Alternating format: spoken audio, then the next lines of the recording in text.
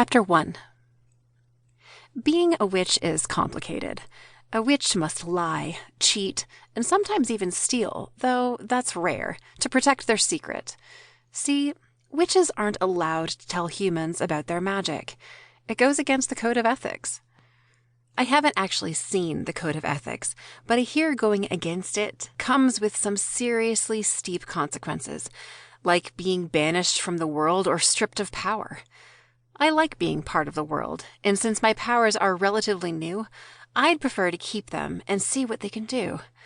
Powers I'd never asked for, by the way, but for the most part have learned to enjoy. My mother, Addie Odell, was a witch, and from everything I've learned, I come from a family of powerful witches and warlocks. I've also discovered they were quite emotional and made rash decisions. At least I know where I get that from. When my mom died, the binding spell she'd placed on me died with her. Out of nowhere, I'd scratch my nose, which happens often during allergy season, and stuff happened. Things flew across rooms, people tripped, and one time a crotchety old man who needed an attitude adjustment lost his pants. They only fell to the ground, they didn't disappear, but still, I felt pretty bad about that. It took some time, but I figured out how to manage things a lot better.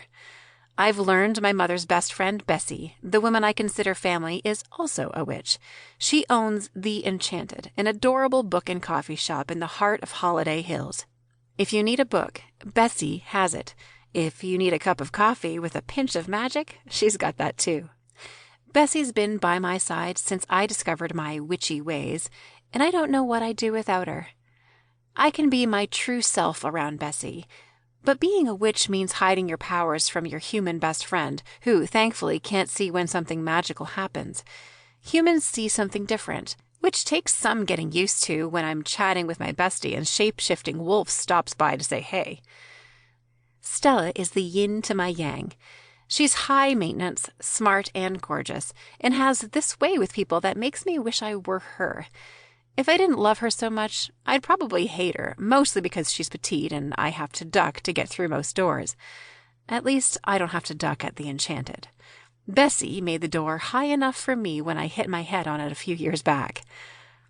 As I sit in my makeshift office, a table to the side of Bessie's counter at The Enchanted, and worked on my latest novel, I thought about how much my life had changed in the past year. I lost my mom, and a man I considered a friend. But I gained a sort of boyfriend, a whole lot of powers, and another USA Today bestseller tag for an author I'd grown to despise. Authors are such divas. My latest paranormal cozy mystery novel, There's a Whole Lot of Witching Going On, was shaping up nicely so far. I still had a way to go, but I was pleased with what I'd already written. But if the writer who took all the credit didn't get off my back, I'd probably turn her into a toad. Trust me, she deserved it. Writing a bestseller takes time, and she'd just have to put up and shut up if she wasn't going to do the actual work. Bessie poured me a cup of tea. It was cold outside, and the hot liquid warmed me from the inside. I shivered as the brew seeped into my veins.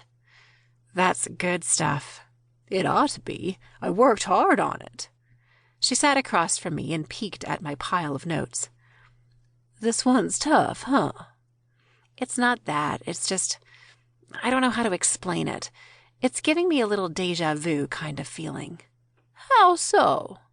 Esmeralda meets a guy and he doesn't know she's a witch? Her eyes widened. Oh, my. They always say, write about what you know.